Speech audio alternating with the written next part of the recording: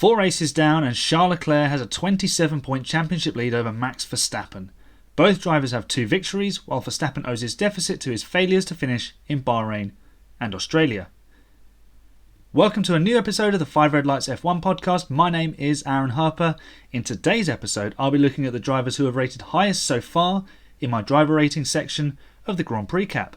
Before I begin analysing the drivers who have started the year strongest, I'd just like to ask you to follow me on social media at 5_red_lights on Twitter and 5 Red Lights on Instagram. You can also find my personal Twitter where I discuss the wider world of sport at Aaron Harper 41. This podcast can be found on most podcast platforms such as Apple, Spotify and Google. You can also find it on YouTube along with many other videos like the Flying Lap, where I review the race and the headlines faster than the pole position lap time, and the Driver of the Month vote, where I ask you, the fans and audience, to vote on the driver who you think has had the best month of racing. The voting for April is currently open, so check out the link in the episode description and cast your vote, which is open until somewhere around the end of this week. Like, follow and subscribe wherever you're listening or watching, and if you could be kind enough to rate the podcast on Apple or Spotify or just simply with a YouTube comment, it would be massively appreciated. I have a blog site where I write F1 articles giving my thoughts on various F1 things as well as predictions ahead of every race weekend. You can find it at www.5redlights.wixsite.com/5RL pod blog. Alright, let's start analysing some drivers and how they've performed so far in 2022. How is this going to work, you might be asking? Well, for any new listeners out there, in my evaluation of each race, I rate every driver's weekend performance out of 5. I allow for half ratings within that, leaving a possible 11 scores available for any driver, so they just get 1 score out of those 11 possibilities. Now, the reason I do it out of 5 and not out of 10 like some other people may do is because I play an awful lot of the game Football Manager, where players' overall ability is given a star rating out of 5, with the 5 stars filling up or emptying depending on a player's progress and their form. So anyway, that's just how I do it. Not very interesting, I guess. Anyway, I rate the drivers after each Grand Prix, and if you want to know how I've rated each driver so far, check out the previous episodes to find out, as not all the drivers will be getting a mention in today's show. I've been noting down the ratings that I've been awarding to drivers, and my spreadsheet has been generating a season total as well as an average for every single driver. So let's see who has the highest average from the first 4 races. We'll be looking at the top 5 averaging drivers. So let's kick things off with one of the obvious ones who was always going to be in here considering how well he's driving at the moment. And top of the standings here is Charles Leclerc. His season total so far is 16 with an average of 3.9. 2 victories, a second place and a P6, which really should have been a P3 at worst in Imola. And that's how the Monegasque has delivered in the first 4 rounds. Charles leads the championship and is unsurprisingly the strongest performing driver so far. He was described as Charles 2.0 by Marc Genet earlier in the year, and Charles has been excellent for much of 2022 so far. That little wobble at Imola aside, he's been pretty much flawless. He outwitted Verstappen in Bahrain. He forced the Dutchman to reassess his approach in Jeddah. Then he delivered as perfect a performance as possible in Australia, where he completed his first Grand Slam. He did make that error in Imola, but up to that point he was just driving so well. And on another weekend in Italy with no rain, it's arguable that the Ferrari was still the slightly faster package than the Red Bull. So Leclerc tops the pile, and just behind him is Max Verstappen, a season total of 15.5 and a season average of 3.88. Now that just shows you how closely these two drivers are performing. If you look at the average, they're separated by 0.02. So that is, it's barely anything, really. The 27-point difference in the championship is very misleading in terms of how this season is playing out in terms of on-track action. Because without the retirements, Verstappen would actually be leading the championship because he would have likely finished second in both races. So following Leclerc's Imola error, Verstappen could have been ahead of the Ferrari driver. But as the old adage goes, to finish first you must finish. And when Verstappen has finished, he has won both Grand Prix and the Imola sprint race. But that trend surely cannot continue. I mean, if it does, that would be quite an incredible achievement. And Verstappen hasn't looked totally formidable this season, with Mexican teammate Sergio Perez visibly closer on pace to the world champion. But the 24-year-old produced an immaculate weekend in Imola, and he'll be very keen to build on that heading to the next race in Miami. So it's super close at the top between Leclerc and Verstappen. It's probably going to stay that way for quite a while. It's going to take a little bit of misfortune on Leclerc's part for Verstappen to catch up quickly, because even if Verstappen finishes ahead of Leclerc in the next 4 races with Leclerc P2, that's how long it would take him to overturn this deficit, if the difference is just 7 points. So we're in for a really interesting battle, but don't discount Carlos Sainz and don't discount Sergio Perez from getting in the mix, because the two cars are very evenly matched, and you can see that in the ratings between their two lead drivers. Sadly, Checo and Sainz don't make the top 5 because of various different things that have gone on for them. But let's move on to the driver in 3rd place, and this was a little bit of a surprise to me, even though he has been driving fantastically. In 3rd is George Russell in the Mercedes. A season total of 13 so far, a season average 3.25. He's the only driver, is Russell, to have finished all 4 races in the top 5 places so far this season. He hasn't finished higher than 3rd, but that level of consistency from the former F2 champion is very, very impressive. There was a lot of questions about Russell ahead of the season. Mostly, how would he fare against the most successful driver of F1 history, Lewis Hamilton? And the answer so far is pretty well. Yes, Hamilton has had his struggles, with the team attempting to unlock the W13's potential with some more aggressive setup choices on Hamilton's car, while Russell has run probably a more conventional configuration.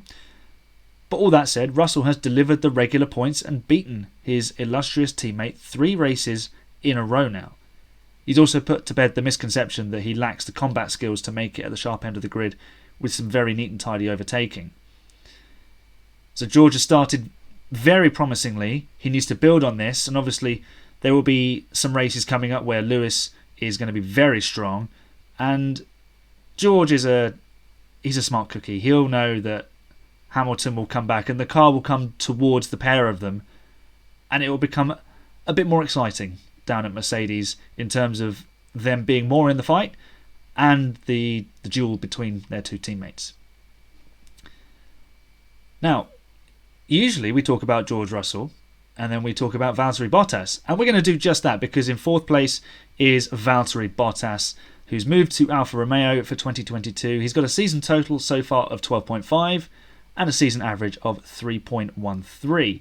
And the Finn has begun 2022 with renewed energy, and it's really shown. All of a sudden, he looks like the Bottas who convinced Mercedes to buy him out of his Williams contract in the aftermath of Nico Rosberg's retirement in 2016. From 3 finishes, Bottas has scored 24 points and only 4 adrift of his former teammate Lewis Hamilton. The Alfa Romeo package is a major improvement on what they've produced in the last few years, meaning a happy Bottas is able to tap into his potential and deliver points on every occasion that he's reached the checkered flag. There was just that single failure to finish in Jeddah, when I think he would have probably been on course for a point or 2 on that evening as well. Now, without a slow pit stop and a little bit of contact with Daniel Ricciardo's McLaren in the melee of Turn 1 at Imola, Bottas could actually have put the Alfa Romeo on the podium for the first time since the brand returned to the sport in 2018. Now that would have been some achievement. And rounding out the top 5 is Kevin Magnussen. A season total of 12.5, a season average of 3.13, matching Valtteri Bottas. He's only in 5th because Bottas has scored more World Championship points than the Dane this season. But this has been the biggest feel-good story of recent years in Formula 1. Kevin Magnussen rejoining Haas at the beginning, midway through testing, after leaving at the end of 2020 in the fallout of Russia's invasion of Ukraine and the team severing ties from driver Nikita Mazepin and Uralkali, who sponsored the team but had connections to the Kremlin. And Magnussen has immediately been on the pace, bagging points in 3 races so far, with a 5th place in the season opener in Bahrain.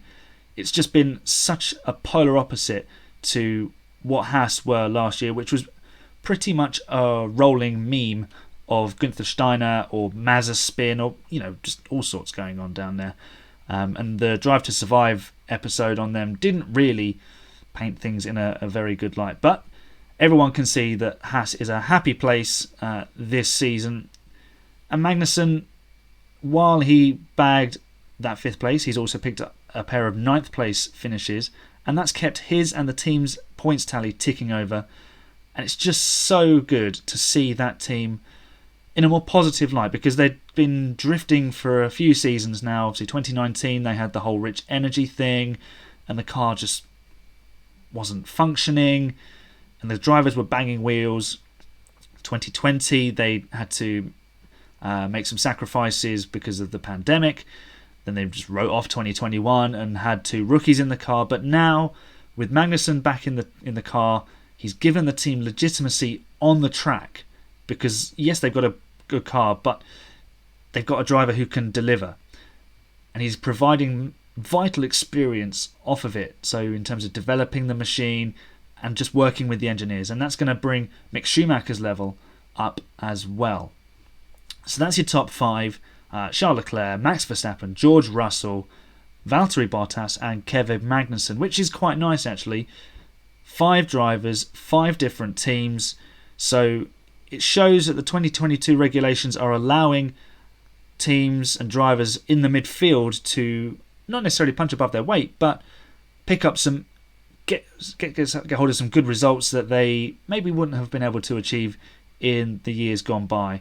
And that's only positive for Formula 1, because then that means everyone is able to fight.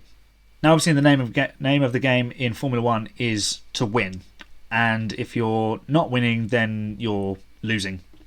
And there are 3 drivers who are losing pretty badly, because they are the lowest 3 average rating drivers so far from my Grand Prix Cap driver ratings. So we'll go 18th, 19th, 20th here. And I think you can probably guess who is going to be 20th. You may be able to guess who is 19th, but I bet you didn't see 18th coming. In 18th is Fernando Alonso. He's got a season total of 8.5, a season average of 2.13. And I'm assuming that 2 points from the first 4 races was not part of our plan. Fernando's performance level has been stronger than his teammate Esteban Ocon, but the Frenchman has the points over the Spaniard. Alonso was very unfortunate in Melbourne with the hydraulics issue that happened to him in Q3, and his weekend pretty much fell apart from there.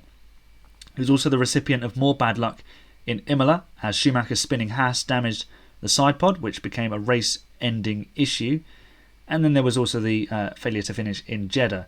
So his only points come from the first round in Bahrain.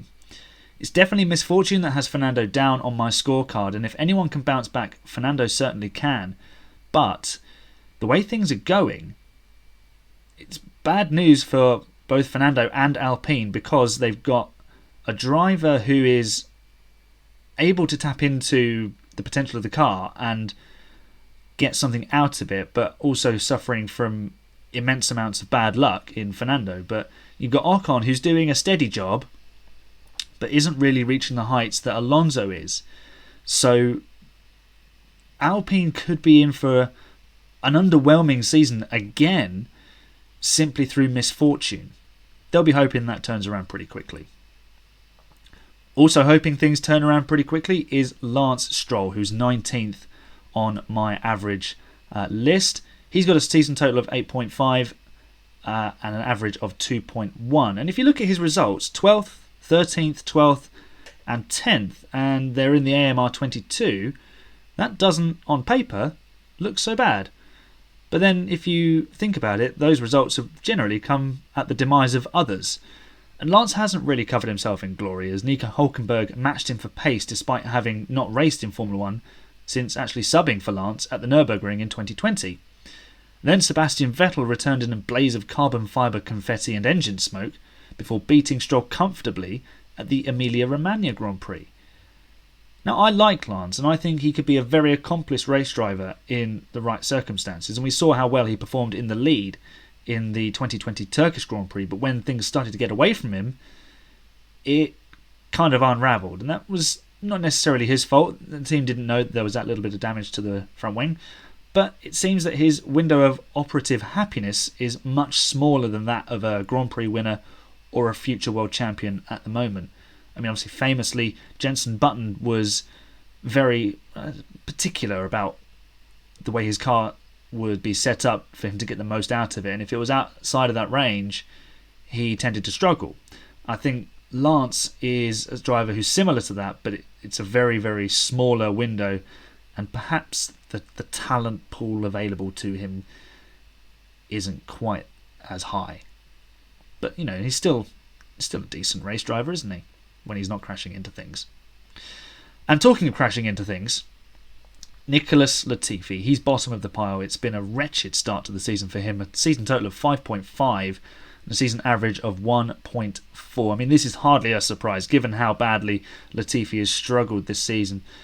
The Williams was utterly hopeless in Bahrain, and Latifi seemed to dislike the FW44 so much in Jeddah he was throwing it at the walls to get out of it quicker, by the looks of things, crashing in qualifying and in the race, which I'm sure his mechanics didn't really take kindly to. His performances have led many fans to question whether Jos Capito has the right driver partnering Alexander Albon, considering that Capito said that Williams don't require the additional funding that Latifi brings. And Nicky did drive well in parts of 2021, and he'll need to rediscover those levels to remain in Formula 1 in the future, despite the helpful financial support that he does bring the team. He's capable of it, but if you bring that amount of funding, you do need to deliver, and if you keep hurling the car at the wall, you soon gain a reputation for yourself. I mean, look at what happened to Mazepin, although that was also for various other reasons. His general attitude, for one. Latifi's a much more likeable character. It's just, the perception is quite important in sport in general. You take some other sports, sometimes you just need to run around. For Latifi, you just need to be consistent and not throw the car in the wall. And to be fair, in the last couple of races, he hasn't really been at fault for anything, but his general performance level has been a bit low. There was a couple of surprises that stood out to me, and no, one of them is not Lewis Hamilton. So we all know how Mercedes are struggling and how Hamilton is not really very happy with that car. I mean, to be fair, he's a 7 times world champion who would be happy with that car. So the first big surprise that stood out to me is Yuki Tsunoda is outperforming Pierre Gasly, and of course this doesn't really bear much weight in terms of actual meaning, and this is just how I've graded drivers' performances from my own opinion. So obviously I have rated Tsunoda in such a way that his performances have led me to see him outperforming Pierre Gasly. And this surprised me because I'm a big fan of Pierre, and actually I'm a little bit unconvinced by Tsunoda. The young Japanese driver is undoubtedly fast, but he's also pretty inconsistent at times. And having the edge over a Grand Prix winner in Gasly shows that Tsunoda is moving in the right direction, and the AlphaTauri is less competitive than its 2021 predecessor, but it may also suit Tsunoda's style a little bit better, which might be why he's getting a bit more out of it. It is only 4 races though, still a long way to go. We'll be reviewing the drivers at different parts of the season, so maybe this will change. We'll see how it changes between now and perhaps the next major break in races. So maybe somewhere before Silverstone, we'll see how the drivers are getting on again and see if Tsunoda is still outperforming his French teammate there. And someone else who is struggling against their teammate is Mick Schumacher. He's struggling big time against Kevin Magnussen. The Haas is clearly better in 2022 than it was in 2021.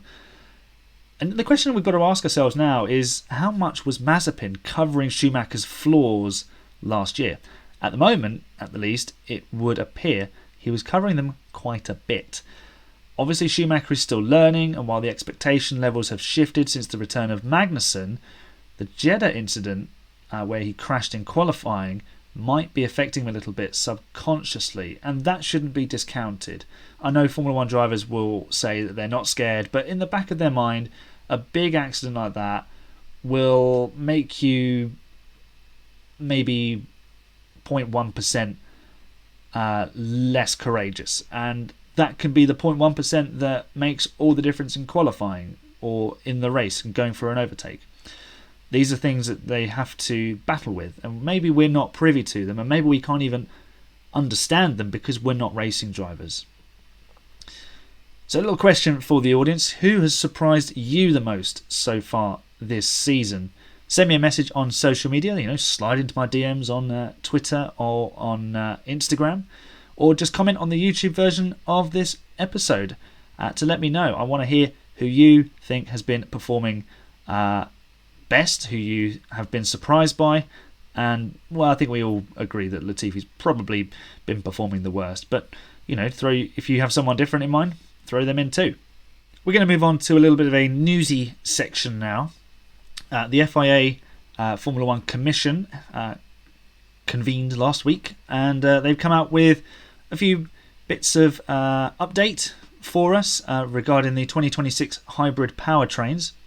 They've set out some key objectives for them, stating that they aim to deliver the following things: maintain the current spectacle with less differentiation between suppliers, increase environmental sustainability with up to 50% electrical power deployment and 100% sustainable fuels, financially sustainable development of the powertrains, because the current spec have long been bemoaned as too expensive, and they cost a lot of money to develop and to purchase. It's a bit messy, and it's kind of what led to the downfall of Caterham and Manor back in the mid 2010s, because while they could go racing, they just couldn't sustain themselves because the power units were probably sapping their financial resources very, very heavily, and they didn't really have a bigger team to buddy up with, which was a shame. But hopefully this can attract new potential power unit suppliers. Audi or Porsche have been heavily touted and they're heavily interested. What about potentially Cosworth coming back in? Or there'd be another big brand name that want to come back in. Maybe BMW want to come back in. Who knows?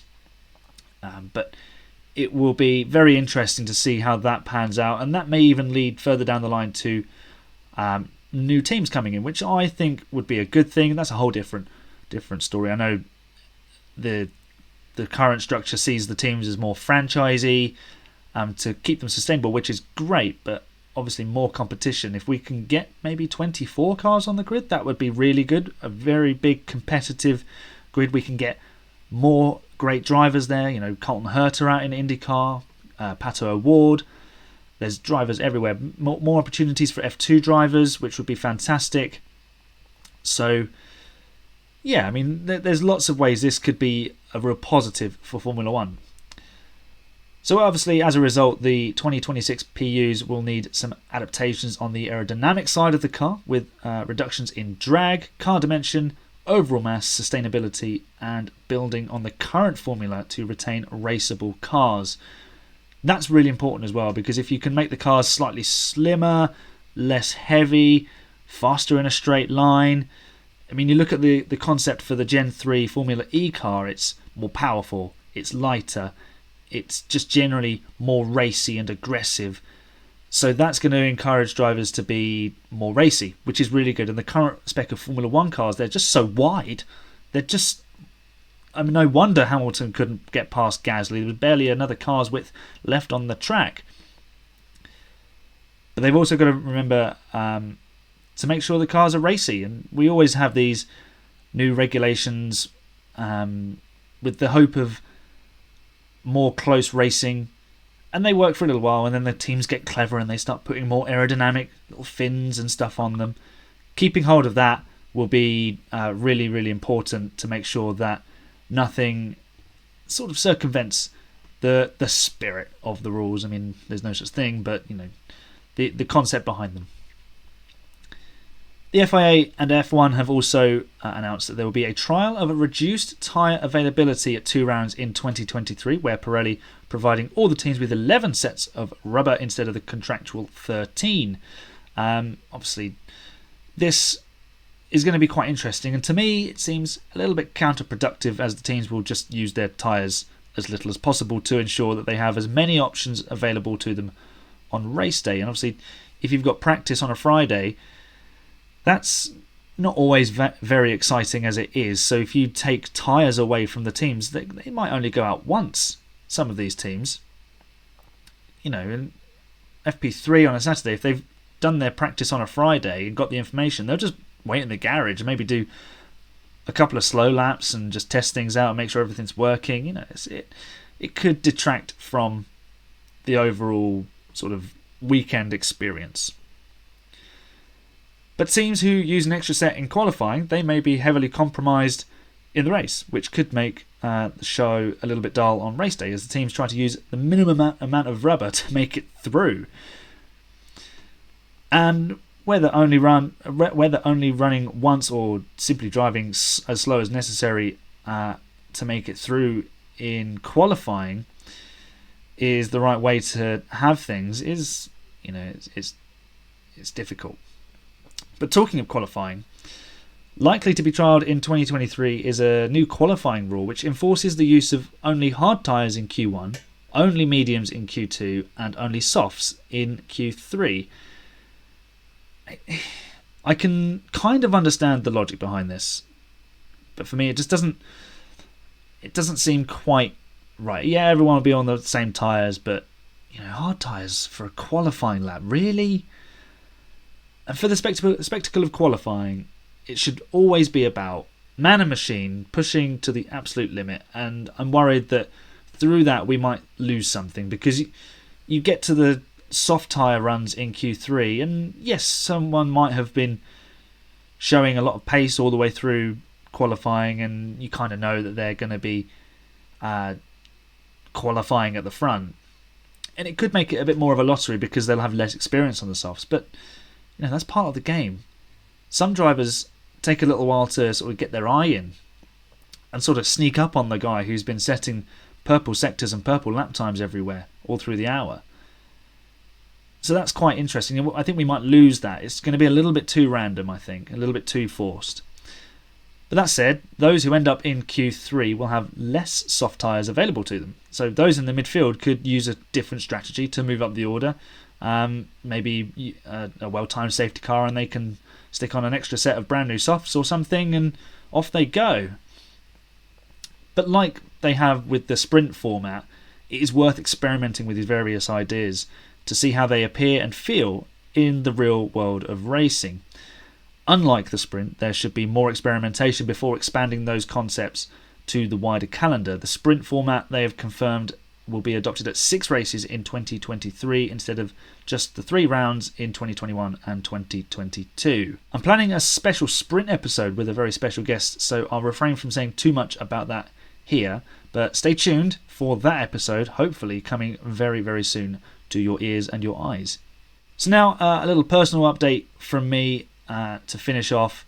Over the last couple of months, I've been training to become a sports writer. I enrolled on a course run by ex-BBC Sport journalist Saj Chowdhury, and have now completed that course. I want to thank Saj for his brilliant tutelage, which has helped me develop my skills, which in turn has improved my quality of preparation for this podcast. Now I'm embarking on the first steps of my career as a writer, so I'm now writing for F1 Chronicle, home of the Formula 1 Grid Talk podcast. So you can find me there as a panellist. You can find my work on their website. Mostly it's race reports and a little bit of breaking news at the moment, but keep your eyes peeled for more things from me coming there. I'll also be writing for Inside F2, keeping my finger on the pulse of one of the most competitive series in motorsport. I will also be continuing with this podcast. I'm thoroughly enjoying creating this show for you. The download numbers have been beyond what I could have imagined, and the show is going from strength to strength, for which I can only thank you, you wonderful people, my brilliant audience. Thank you so much. With that, we have reached the checkered flag for another episode. Thank you so much for joining me today. Remember to find me on social media and follow the podcast wherever you get it. I'll be back next week for the Miami Grand Prix cap. Until then, enjoy the racing and I'll see you when the 5 red lights go out.